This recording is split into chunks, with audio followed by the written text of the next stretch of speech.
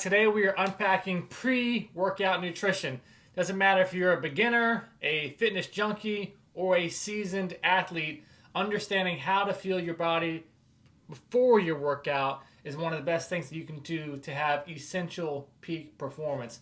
In today's video, we're going to be talking about science-based strategies and some valuable tips to help optimize what you can do prior to your workout to unlock your fullest potential. We're going to talk about macronutrients, carbs, fats, proteins, how you should have them, timing of when you should be eating.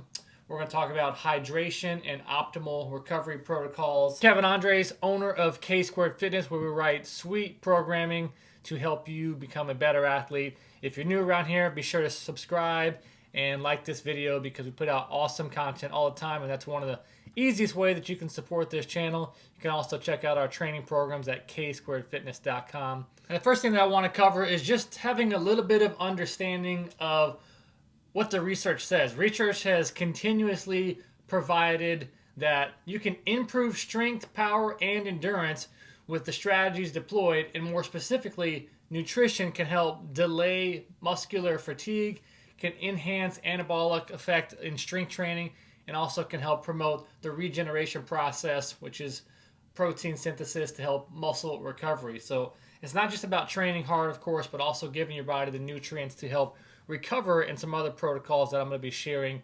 So the energy that is used in a workout totally depends on your level of intensity. As your intensity increases, the demand on carbohydrates is going to increase. Lower intensity is going to be for fat. Higher intensity is going to be for carbohydrates. Now, there's a way that you can delay this process of using fat for longer as fuel, and that's why we prioritize and encourage our athletes all the time to work on improving your zone 2 cardio, which is going to help you become more fat efficient and utilize fat a lot better in your workouts. Because I've talked about this before, but if you start a workout and as soon as you get going, your heart rate jumps up very high, intensity is already so high that the amount of fat that you're going to be using is basically gone. So when you use, and we're going to talk about some ways you can increase the amount of carbohydrate storage within your body, but if you go out too hot and your intensity goes too high, the only thing that your body can do is to slow down because the intensity has gotten too high. And you know what happens when intensity gets too high, or you've run out of your carbohydrates because you've depleted yourself? You feel like crap. So when you go for a workout, all the carbohydrates that you've been eating has been stored as glycogen. And glycogen is what your body uses whenever you work out. And your body can only store so much of that. And essentially, your muscles can hold on to this much, and your liver can hold on to this much. So your muscles have the most readily available carbohydrate fuel available. And your liver has a small amount. One thing that you can have as well is protein, because it can also utilize carbohydrates as fuel, and if you run out of carbohydrates, it can use protein as fuel. Now, protein is primarily used for the regeneration process, which is actually when you exercise and when you train as a form of stress. This is to rebuild that process to help you get stronger on the muscle tissue that you broke down. Now, any long-term effects of actual muscle and strength growth is not from just optimizing the amount of protein that you ingest, but also being consistent in your workouts and having a consistent training schedule week after week, month after month. That's what's going to help long-term adaptation. A very basic good rule of thumb is to get roughly 1 gram of protein for how much you weigh. So I weigh 170 pounds. I try to get somewhere near 170 pounds. Very challenging to do sometimes, but it just helps to prioritize protein in your meals and then have a well-rounded plate. We'll talk about that a little bit later. Talked about how carbohydrates are the primary source of energy in higher intensity things, exercise, high intensity bouts.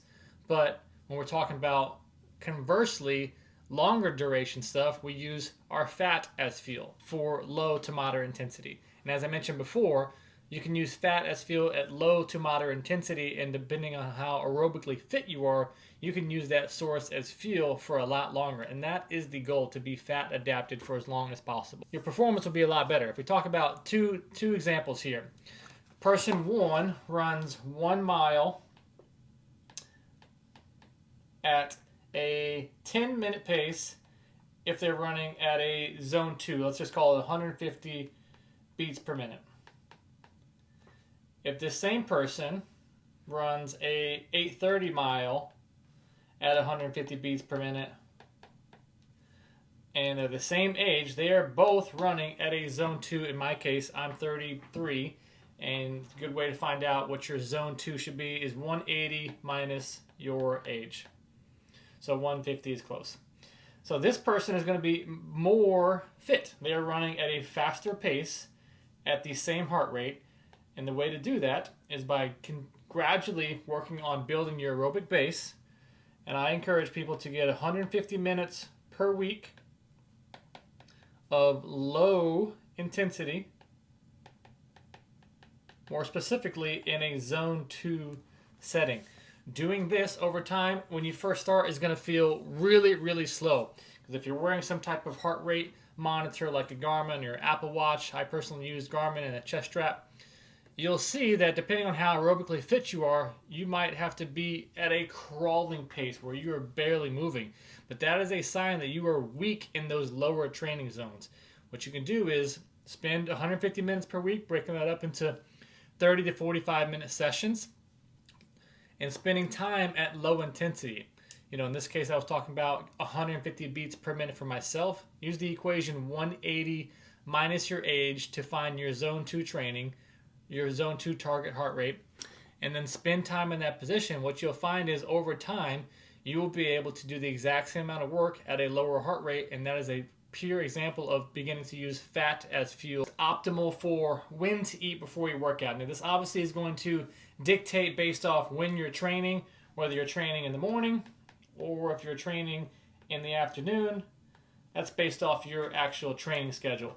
Now, one thing I will tell you, if you're like myself, I train at 6 in the morning, I'm not going to have enough time to get up to have what's optimal for a pre-workout nutrition. That's going to be in this afternoon setting.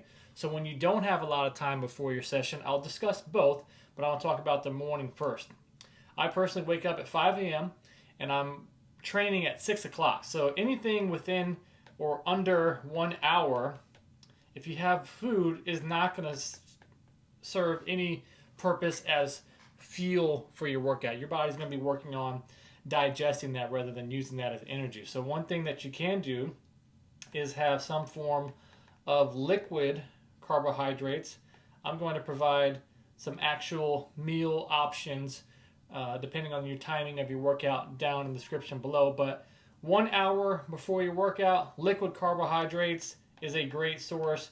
Drinking some branched chain amino acids during your workout. That way you're ingesting some carbs and you're also getting some amino acids. That way you have some fuel for your workout, especially for me at 6 o'clock. I don't want to be completely fasted because if I go to bed, obviously one thing that you can do before bed as well, since you are training in the morning, is you can have a carb-heavy meal at night, which will serve as your pre-workout meal.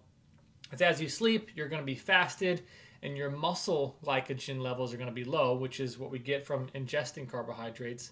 But your liver also has a small amount of storage. In short, you can have a carb-heavy meal the night prior, and that'll serve as your pre-workout meal. And then whenever you wake up, you can have your liquid carbohydrates. Now, if you're working out in the afternoon, essentially you're going to want to have your meal 2 to 4 hours before your workout. And you'll want to prioritize some form of lean protein and also carbohydrates, keeping them like sweet potatoes, white rice, mashed purees, but you want to avoid fat. So if you have that meal 2 to 3 hours outside of your workout, as you approach closer to your training session, you can begin to drink some liquid carbohydrates again if you start to feel hungry as well. This entire video we've talked about carbohydrates, and I just want to be I just want to clarify, when we're talking about the sport of fitness and high intensity exercise or even endurance exercise, our carbohydrates are a source of fuel and fat is a source of fuel. I'm not speaking to the bodybuilding side of things where we are being extremely meticulous on high protein, low carbohydrates and, bodybuilding hypertrophy style workouts. I'm talking about CrossFit, endurance sports, high intensity energy training, because we need that source of fuel to be able to have high output in our workouts. So as an athlete that your sport demands high intensity, hydration is one of the simplest things that is often overlooked and neglected with high priority. I read a study that being dehydrated has been shown to decrease strength by 2%, power by 3%, but those that are CrossFit athletes and people in the high intensity sport by about 10%. So that shows that hydration needs to be taken extremely serious. Before your training, 14 to 22 ounces. During your training, 6 to 12 ounces with electrolytes every 15 minutes. After your training, 16 to 24 ounces of water and electrolytes for every pound of body loss. That's a ton of hydration, so take it more serious. I want to briefly talk about also some supplementation that you could use pre-workout and also during your workout. So one of the things that is probably the most studied thing and also can help your performance not only physically but great for your brain as well, creatine, my monohydrate, one of the supplements I take actually after my workout, but it can be taken pre. Another great one is beta-alanine. As I mentioned earlier, with my liquid carbohydrates, I take electrolytes during workout, having potassium, sodium, and electrolytes, and then also branched chain amino acids. So before my workout, I'm having creatine. I'm having it afterwards actually, but beta-alanine, electrolytes, and branched chain amino acids. I'm going to put this down in the description below so you have a place to reference it, but I want to talk about some actual pre-workout meal options, things you can have 3 hours prior to your workout. We got lean protein, brown rice, vegetables, lean protein, sweet potatoes, a good balance of protein and complex carbohydrates. It's okay to have complex carbohydrates a little bit further out from your workout as opposed to simple carbohydrates that are more easily digestible, things like Greek yogurt. I'll talk about that here in a second. Another option before your workout is some quinoa salad and chickpeas. You get a good combination of both protein and, again, the complex carbohydrates, as the vegetables are a nice touch for vitamins and minerals. Whole grain wrap with turkey slices, some spinach, some cucumbers. So those are just some general choice that you see 3 hours before your workout. Notice I prioritize some type of protein, some type of complex carbohydrate. Now, as your window gets closer to your workout and you want to begin to minimize the complexity of the food and nutrients, but you want to go more simple carbohydrates, think about something like Greek yogurt and some berries and some granola. You can go rice cakes with a banana, maybe some nut butter. So those are some options. And then, as I mentioned several times throughout this video, getting closer to your workout, you can drink liquid carbohydrates to have something in your stomach. Talked about how optimizing your pre-workout nutrition choices can help not only delay fatigue in your workouts, you can go for harder and for longer, but also how that same source of food can help you enhance your strength training. We talked about how carbohydrates are the primary source of fuel at higher intensity, and conversely, that fat is the primary source of fuel at low to moderate intensity. And to increase your ability to use fat as fuel, you should be adding in some form of zone 2 cardio training on a weekly basis. I recommend 150 minutes per week, and you'll find that you'll become a lot more fit whenever you do that. Talked about how protein helps to optimize the regeneration process, but also that having a good solid training program is what's going to be the most effective protocol from long-term adaptations by training hard and recovering even harder. Gave you some options on how to attack your pre-workout nutrition if you're training in the morning, as opposed to if you're training in the afternoon and having a 2 to 3 hour window before your workout. We also talked about how hydration and the importance of potassium, sodium, and electrolytes can help you optimize your performance by up to 10%. And then lastly, I gave you some pre-workout nutrition meal options, whether you have 2 to 3 hours or 60 minutes before your workout. I'll put those down in the description below. Thanks for checking out our video today on pre-workout nutrition. If you've got any questions, be sure to drop them in the comments below. And as I mentioned already, one of the great ways that you can support our channel is by subscribing. If you want more than just videos and you want some awesome workouts to go along with pre-workout nutrition and all the other topics that we talk about, head over to ksquaredfitness.com. We've got training programs for anything that you want to be able to accomplish in the performance sport world, whether you're a beginner CrossFit athlete or whether you're a seasoned CrossFit athlete, a triathlete, into strength training, gymnastics, working out from home. We've got 10 different programs, running, high intensity, all the different stuff. You can check those out at ksquaredfitness.com.